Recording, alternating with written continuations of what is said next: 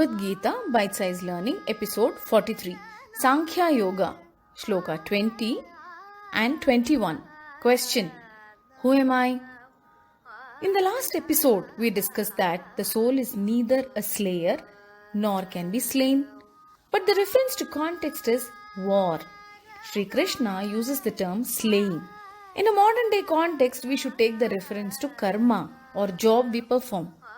The Atma is Akarta, Abhokta, which means the soul is a witness and we cannot attribute the job and its result to Atma or the soul. Each one of us derive meaning of a word or a concept based on our wisdom or experience we have gathered in life. The soul is not something which can be explained with any point of reference or prior knowledge because न जायते म्रियते वा कदाचित् नायं भूत्वा भविता वा न भूयः अजो नित्यः शाश्वतोऽयं पुराणो न हन्यते हन्यमाने शरीरे. The soul is neither born nor does it ever die. The soul is without birth. It is eternal, immortal and ageless. It has always existed and has never ceased to exist.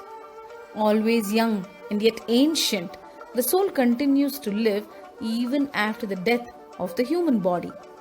Sri Shankaracharya explains that the soul does not agree with the 6 qualities of human body: birth, existence, growth, transformation, aging and death.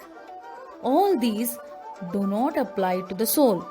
Veda vinashinam nityam ya enam ajamavyayam katam sappurusha partha kam ghatayati hantikam.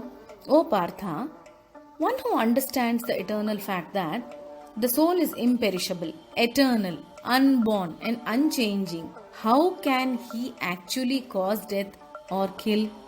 Sri Krishna wants to drive in the fact that you are immortal. You are not limited to the human body. You are much more beyond this limitation of a human body. The chief purpose of Gita is to help us achieve liberation of being bound by our own fears, thoughts, desires and limitations. According to Vedanta, knowledge of self is essential to achieve liberation.